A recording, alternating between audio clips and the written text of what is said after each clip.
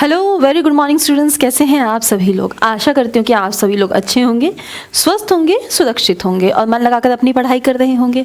तो जैसे कि आप सभी को पता है, मेरा नाम शिवालिका है और मैं रोज़ सुबह 11 बजे आपके लिए लेके आती हूँ 10 मिनट का साइंस का एक्सप्रेस शो। और आज का जो आपका टॉपिक होने वाला है वो है ऑक्सीडेशन एंड रिडक्शन, जो कि आपके सारे कॉम्पिटिटिव एग्जामिनेशंस के लिए बहुत ज़्यादा यूज़फुल होता है।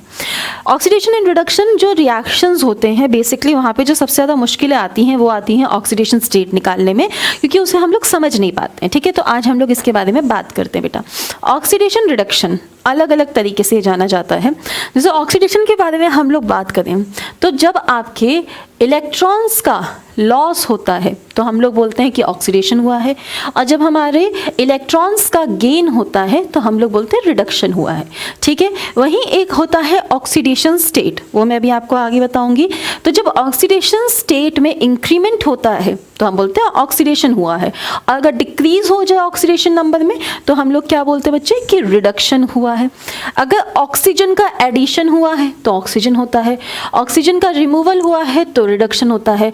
रिमूवल होता है हाइड्रोजन का, ठीक है, हाइड्रोजन को अगर रिमूव कर दिया जाता है तो क्या होता है बच्चे, ऑक्सीडेशन होता है। अगर हाइड्रोजन को ऐड किया जाता है तब आपका क्या होता है बेटा, रिमूवल होता है। ठीक है, रिडक्शन होता है, सॉरी। जैसे आप यहाँ पर देखें, सोडियम है, सोडियम के साथ एक इलेक्ट्रॉन का लॉस कर दिया जाए, एक इलेक्ट्रॉन निकाल दिया जाए, जैसे हमने बात करी, तो ये Na पॉजिटिव साइन करता है, यानी कि आपका इलेक्ट्रो पॉजिटिव बन के आता है। तो यहाँ पे क्या हुआ, आपका लॉस ऑफ इलेक्ट्रॉन हुआ, दैट्स व्हाई हम लोगों ने इसे ऑक्सीडेशन बोला।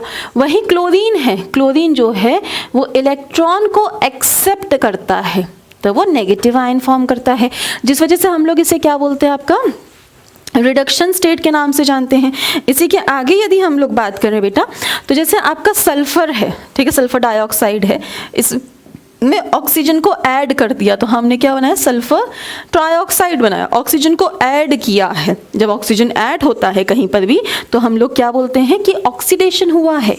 वैसे ही जब आपका कार्बन डाइऑक्साइड में से ऑक्सीजन को हटा दिया जाए, कार्बन और ऑक्सीजन अलग अलग कर दिए जाए, तो हम लोग बोलते हैं रिडक्शन हुआ है। ठीक है, अब यहाँ पर आते हैं हाइड्रोजन के केस में।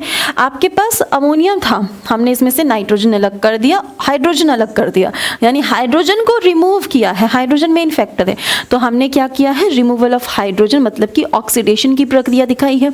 और यहाँ पे बात करें तो हमने हाइड्रोजन को ऐड करा है क्लोरीन में, तो हमने क्या करा है बच्चे, रिडक्शन शो करा है। ठीक है, इसी के साथ आगे चलते हैं नेक्स्ट चीज पर कि रिडॉक्स रिएक्शन क्या होता है। तो ऐसा रिएक्शन जहाँ पे ऑक्सीडेशन और रिडक्शन और ऑक्सीडेशन साइमल्टेनियसली, यानी कि एक साथ एक ही रिएक्शन में दिखाई दे, उसे हम लोग रिडॉक्स रिएक्शन के नाम से जानते हैं। फॉर एग्जाम्पल, जैसे कि आपके पास एग्जाम्पल की बात करें तो हमारे पास होता है जिंक। अगर हम इसे रिएक्ट करते हैं CuSO4 यानी कॉपर सल्फेट के साथ, तो हमें क्या मिलेगा बच्चे, जिंक सल्फेट प्लस कॉपर। ठीक है, अब आते हैं इसके ऊपर।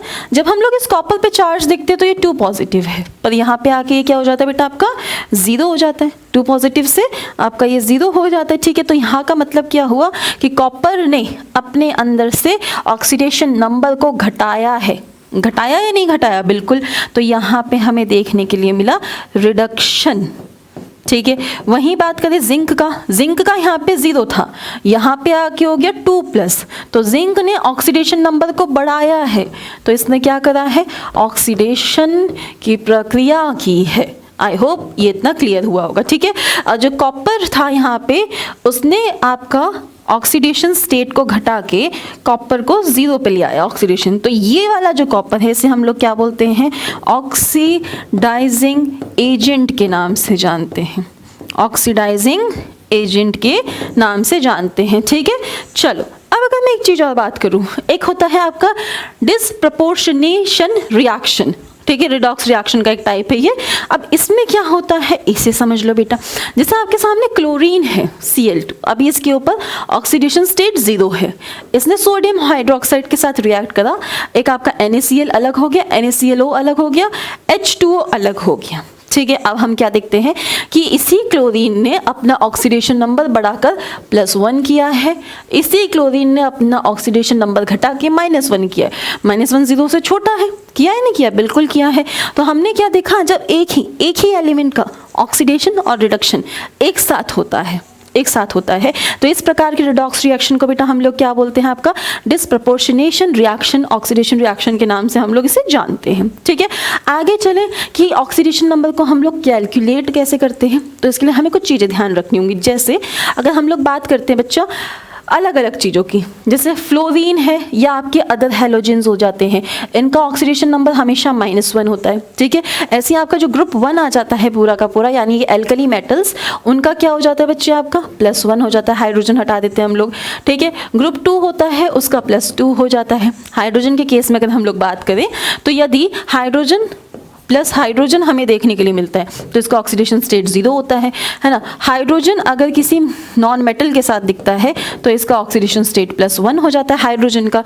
वहीं हाइड्रोजन किसी मेटल के साथ दिखता है, ठीक है, जब आपका मेटेलिक हाइड्रोजन बनता है, मेटेलिक हाइड्रोजन, तो इसका ऑक्सीडेशन स्टेट कितना हो जाता है, इसका ऑक्सीडेशन स्टेट आपका -1 हो जाता है। यानी हाइड्रोजन जो है वो चेंज कर रहा है, 0, +1, -1 अलग अलग दिखा रहे। ऑक्सीजन जो होता है ये आपको ध्यान रखना है, ऑक्सीजन का ऑक्सीडेटिव स्टेट हमेशा -2 पाया जाता है। ठीक है, पर अगर इसने सुपर ऑक्साइड बना लिया, सुपर ऑक्साइड जैसे कि K2O बनाया, तो यहाँ पे इसका ऑक्सीडेशन कितना हो जाता है 1/2।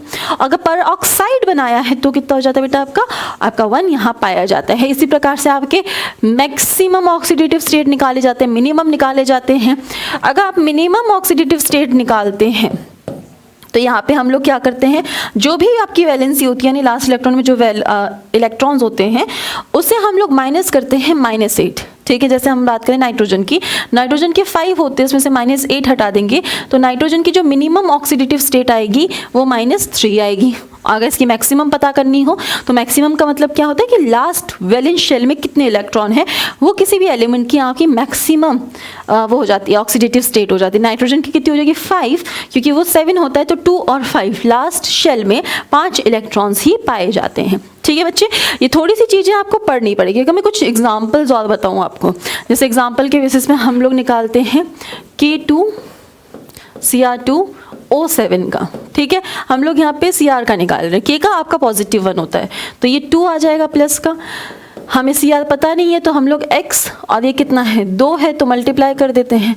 ऑक्सीजन का -2 होता है तो मल्टीप्लाई बाय 14 कर देते हैं। और इन सब का सम जो आता है, अगर ये आपके चार्ज के फॉर्म में नहीं है, यानी इनके ऊपर कोई भी नेगेटिव पॉजिटिव साइन नहीं है, तो आपका 0 आएगा हमेशा। ठीक है, तो अब हम इसे क्या देखेंगे, 2 + 2x माइनस आपका ये कितना हो गया 7 था तो ये हो गया -14 = 0। सो 2x = 12, x = कितना आ गया बच्चे 12/2 आ गया आपका। तो इसका ऑक्सीडेटिव स्टेट क्या हो गया +6 का आपका पाया गया। ठीक है, एक और दिखा देती हूँ आपको समझाने के लिए, जैसे SO4 -2 है, अगर आपको यहाँ पे सल्फर की निकालनी है तो ये x हो जाएगा प्लस ऑक्सीजन -2 × 4।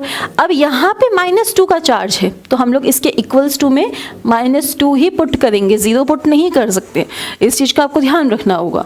तो ये कितना हो जाएगा x - 8 = -2, तो x = कितना हो गया -2 + 8, तो इसका भी आपका कितना आ गया +6 हमें देखने के लिए मिला। ये इतनी सिंपल सी आपकी चीज़ है। ठीक है, तो ये है पूरा का पूरा आपका ऑक्सीडेशन रिडक्शन रिएक्शन जो आपको समझना है।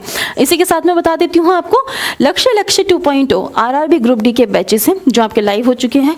लक्ष्य काफ़ी टाइम से लाइव चल रहा था, लक्ष्य 2.0 अभी 4 फरवरी 2025 को लाइव हुआ है। इसमें 2 बैचेस पाए जाते हैं बच्चे, स्टैंडर्ड एंड प्रीमियम। दोनों की बातें करें तो लाइव एंड रिकॉर्ड क्लासेस दोनों में होती हैं, DPP एंड क्लास PDFs दोनों में होती है, वीकली टेस्ट आपका दोनों में पाया जाता है। डाउट्स जो है वो स्टैंडर्ड में लिमिटेड है, प्राइम में अनलिमिटेड है। क्रिएट टेस्ट यहाँ पे लिमिटेड है, स्टैंडर्ड में, प्राइम में अनलिमिटेड है। MCQ बैच स्टैंडर्ड में नहीं है, प्राइम में है। टेस्ट सीरीज स्टैंडर्ड में नहीं है, प्राइम में है। फीस की बात करें तो इसकी फीस पहले 2000 थी तो अभी आपको सिर्फ 600 का मिल रहा है, और इसकी फीस की बात करें 3000 की तो ये आपको मात्र 800 में देखने के लिए मिल रहा है। इसी के साथ RRB NTPC express batch 3.0 CBT 1 and CBT 2, ठीक है, बैच आपका स्टार्ट हो चुका है। यहाँ पर भी 2 बैचेस हैं, स्टैंडर्ड और प्राइम। फीस की अगर बात करें तो इसकी फ़ीस पहले 4000 थी स्टैंडर्ड की, जो अभी आपको मात्र 700 में मिल रहा है, और प्राइम की फ़ीस आपकी 7000 थी, जो अभी आपको मात्र 1000 में मिल रहा है। तो आई होप आपको टॉपिक अच्छे से समझ आया होगा। कुछ थोड़े से ऑक्सीडेशन स्टेट्स अपनी साइड से निकालिएगा, क्योंकि टॉपिक काफ़ी ज़्यादा इंपॉर्टेंट है आपके एग्जामिनेशन के लिए। Thank you so much, have a nice day, take care, जय हिंद, बाय बाय।